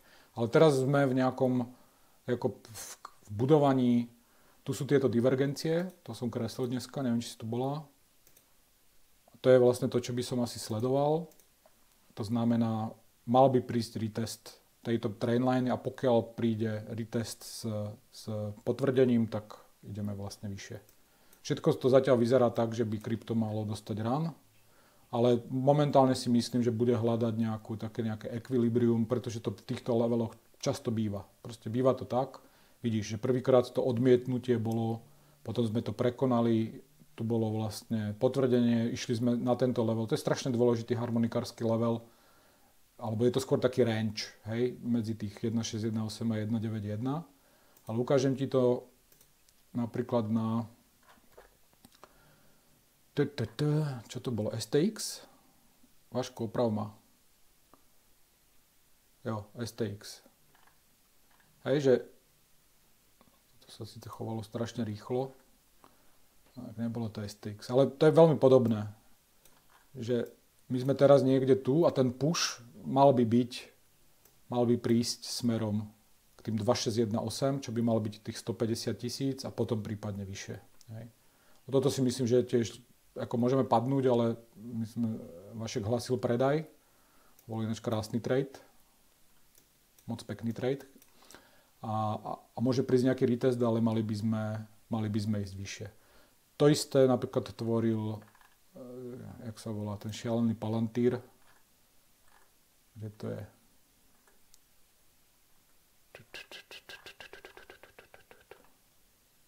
Som slepý. Tu je Palantír. To je to isté. Hej. Pozri. Vidíš? Tu sme. Toto je teraz Bitcoin.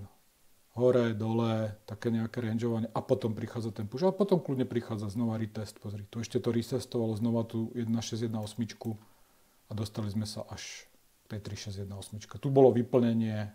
Keď sa dostávame do toho nového ATH, tak toto je objektívny target. Toto už nad tým, to už je ako fakt šialenosť. Potom už sa bavíme o tomto, ale to je úplná šialenosť. Ale Bitcoin je vlastne niekde v tejto fázi. Toto je, tu sme. Hej? Takže minimálne, keď to prepnem, tak minimálne ako ten target, ktorý by sme mali mať momentálne v hlave, je na weekly grafe tých 155. Ale pri takýchto, keď prekonávame to nové ATH, a prekonáme túto rezistenciu, tak by to malo byť až tu. Ale chápeš, to nikto nevie. Momentálne si myslím, že je to o nejakých, kompletne všetkých zničili, alebo zničilo sa fakt strašne veľa pozícií. Takže keby sme išli tuto dole, niekam sem, testovať ten kanál, alebo kľudne aj nižšie, to je jedno, tak toto bude podľa mňa docela pekná príležitosť tu hľadať nejakú konfluenciu s niečím a prípadne naberať. Ale môže sa veľmi dobre stať, že toto bude support a pôjdeme, počkaj, ešte pozriem daily. No. Ja to môžeme dať na 8. No, to si možno ešte nejaký pullback možno zažijeme, alebo pôjdeme už testovať rovno ten mid-level. Určite by som to ako nešortoval, ako hľadal tu nejaký short na 60 000, to asi nie. Ja som obecne ako bullish, takže myslím si, že ten atak by mal prísť v najbližšej dobe, kľudne možno rýchlo, to nevieme. Ale momentálne čakám na nejaký vrch toho kanála a s tým, že toto sú úrovne, ktoré by sme mohli dostať. Nie som nejaký extra bearish. Teraz budú hantiť ako shorty. Longy už, ja neviem, aké longy by hantili. Nedáva tomu zmysel. Takže to je nejaký taký obecný názor. Hej. Ako nejaké pozícovanie, ja som nič nerobil, akože čo sa týka spot portfólia. Možno budem trošku vymieňať Solanu za niečo. Ja proste Solanu moc držať nechcem, ja ten ekosystém nemám rád, ale to je skôr ako emočne, lebo ona vyzerá ako pekne. Solana je ako, pozri, tá recovery je dobrá. Ja si tu kreslím nejaké short setupy, pretože si to chcem. Jedného dňa ti ukážem short setup a Solana proste do pekla. Ale teraz je to tak, že to skôr tu budú nejaké supporty a môžeme ísť proste vyššie. Ne? Takže uvidíme. Ja nerobím nič a možno zóna, ktorá ma zaujíma, tak by bola vlastne niekde tu v týchto úrovniach, tej 618, prípadne spodku toho kanála. Uvidíme, kde by sme boli na RSI a tak. Ale je dosť dobre možné, že sa tam vôbec nepôjdeme podívať, že toto bolo low, tých 107 a ideme proste vyššie. Takže za mňa je to teraz taká čakačka a bude ma to zaujímať. Vieš, keď si v takýchto, čo to je, weekly, keď si vo weekly v takomto stave, tak toto nie je tradeová pozícia. Vieš, čo tu chceš robiť? Môžeme ísť hore, môžeme ísť dole. Hej. Daily už ukazuje, že ako je tu potenciál ísť dole. Takže, ale na weekly, to je 7 sviečok, to sa môže behom zo pár dní zmeniť. Neviem, či to je zrozumiteľné takto? Je to OK?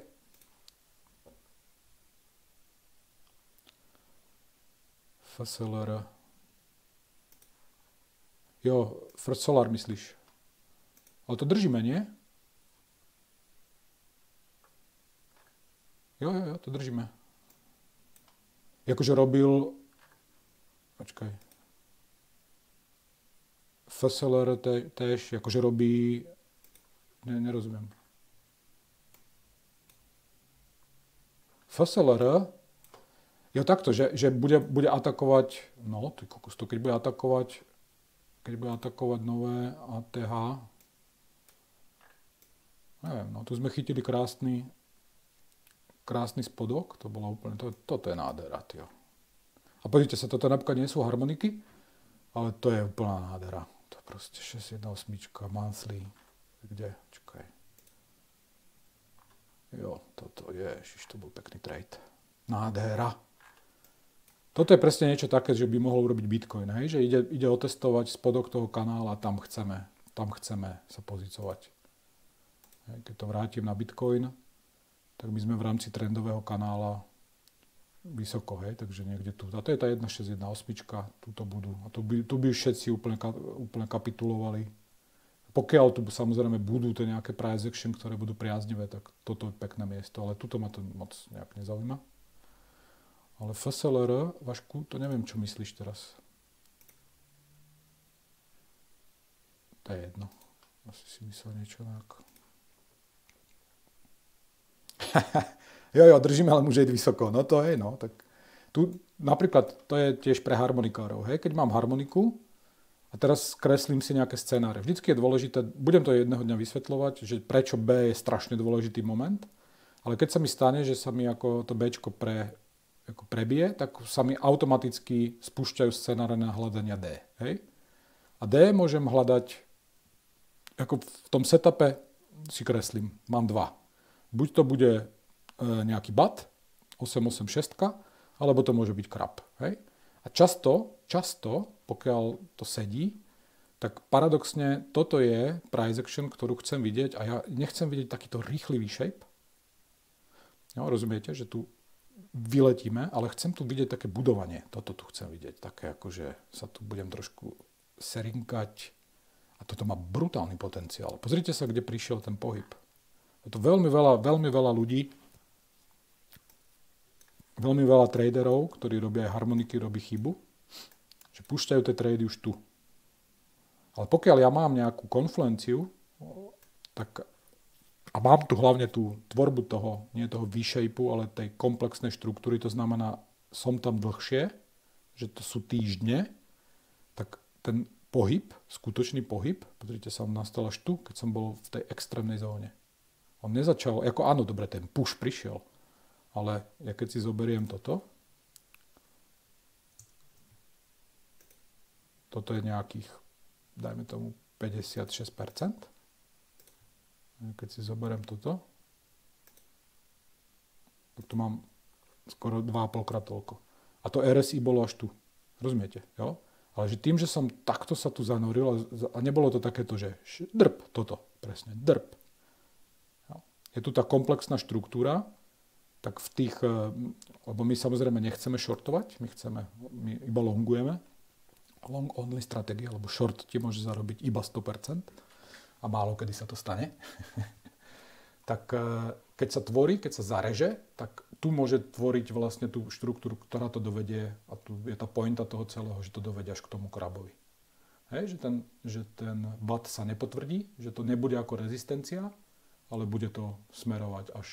A to je možno aj čo myslí Vašek, že stále to má veľký potenciál, aj keď už som zarezaný na weekly, to ešte dáme na 14. Na tej 8 harmonikárskej som zarezaný. Na 14 to bude samozrejme menej. Jo? Rozumiete, jo? Že niečo tak, tu je ešte potenciál ísť hore úplne krásny. Tu je všetko, čo tu má byť. Všetko to, čo tu má byť. Tu je break of structure, test, prekonanie, nádhera. Mid-level, krásne, 3-krát otestovaný. Pozrite, tuto sa tvorilo to dno. To je fakt moc pekný trade. Moc pekný trade. Takže uvidíme, no. Uvidíme, to by mohli zase sem. Tio, hodina 45, pardon, už fakt toto. Už predlhujem, ale ešte tu Lenka píše.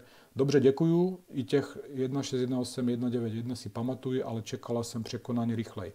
No, to je práve to, že je to rezistencia. Vieš, že ako druhá vec,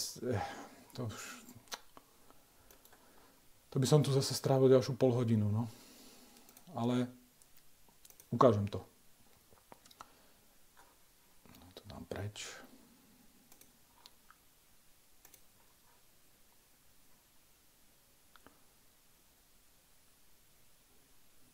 No, toto. Pozri na to. Je, že jaký bol volume tu a jaký je volume tu. Hodím klasický. Mám ešte toto. Malo sedieť plus minus. Aj OK, tak toto má asi zle nastavené. Tak toto bude asi lepšie, lebo to je krypto aj s ostatnými burzami. Toto je lepšie používať. Na krypto je lepšie používať tento aggregated. Tak nám tu ako klesá volume. Vieš? Keď to zoberiem takto. To bola anomália ten minulý týždeň, lebo to boli ničenia, hej? A to je to, že ten vrchol toho volume bolo niekedy plus minus v tom, keď prišiel Trump, hej? Tu sa nasypalo do trhu veľmi veľa a teraz ten volume klesá. Takže my potrebujeme ako nejaký prísun volume, ale zelené. Nie je červené, lebo to sú likvidácie, aby sme tu rezistenciu vlastne prekonali. Lebo vidíš, akože tu bola rezistencia toho minulého ATH, aby sme urobili tento push, tak museli prísť tieto sviečky. Čo samozrejme prichádza akože s nejakým katalistom, bla bla, ale akože to častokrát sedí do týchto levelov. Že my tu musíme teraz dostať napríklad QE, hej? Proste príde Pavel, niečo povie, tak šups. Vieš? Že prekonáme vlastne ten trend, lebo ja by som to kreslil takto, za mňa. Toto je nejak takto. Toto lepšie sedí. Toto by som považoval ako anomáliu, pretože toto není volume, to je skôr odchod. To boli zničené pozície, ktoré robili volume. Keby sme pozreli na OI a tak. Takže my potrebujeme sa dostať niekde nad 300 miliard, 400 miliard týždenne. Hej? A proste začať zavierať na touto sviečkou, ako aby sme tam robili ten volume. No, a to môže trvať, pretože sú ľudia zničení, takže chvíľku to bude trvať, kým môže prísť ten push. Je to úplne normálne. Toto býva často, že sa zarezávame. Nemusí to byť ako tá jednotlivá akcia, čo som ukazoval, ako je ten Palantir alebo STX alebo čokoľvek. Hej. Toto je najsledovanejší asset na krypte, takže je v tom veľa peňazí, takže ten push musí prísť ako injection volume. Ale to prichádza väčšinou s nejakou newskou. Hej. Toto tiež je iba čisto tým, že Trump vyhral. Takže emočne. Ale boli sme na tom ATH, tvorilo sa to tam. My sme hlásili, že bullrun začal už tu. Tvorilo vlastne, ako sme boli na spodku toho kanálu a tak ďalej. Dobre, priatelia, OK, koniec, už je to strašne dlhé, takže díky. Budeme potom sa vás pýtať na nejaký feedback a vravím, je to pre vás ako pre komunitu, takže bude to tak, jak si poviete. Keď si nepoviete nič, tak ja budem si kecať a budem si tu tak nejak tancovať na tých grafoch a čo ma tak ako napadne. Ale ide o to, aby to bolo podľa vás. Myslím si, že je to dosť už dlhé. 1,5 hodinu sledovať je to fakt dlhé. Takže budeme to skracovať a skôr odpovedať na otázky a baviť sa viacej o tých jednotlivých aspektoch. Dobre, tak super, že ste prišli. Vy, čo ste online, moc vám ďakujem za účasť a vy, čo ste offline a pozeráte to zo záznamu, tak ešte raz díky a pokiaľ ste to vydržali až sem, tak budeme určite robiť ďalšie videá. Toto bolo prvé. A pre tých z vás, ktorí nás nepoznajú, tak dole pod popiskom videa je odkaz na našu Discord skupinu. Dávame ľuďom, ktorí sa prihlásia na nejaký čas možnosť free. Aby si mohli pozrieť, ako fungujeme a